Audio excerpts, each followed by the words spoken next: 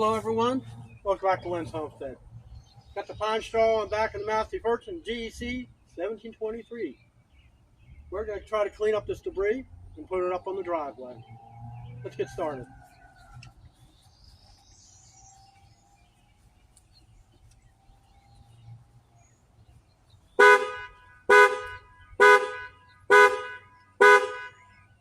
Sorry.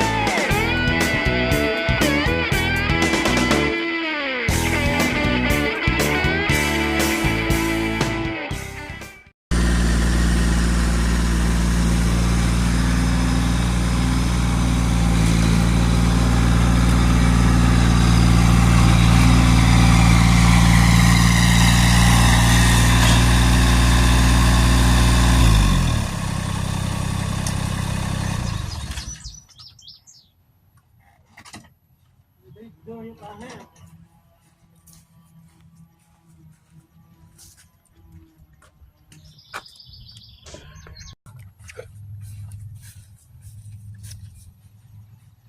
It's a lot better than what it was. Still soft, still muddy. I know when I drove my truck around, I sunk over on the other side of the yard.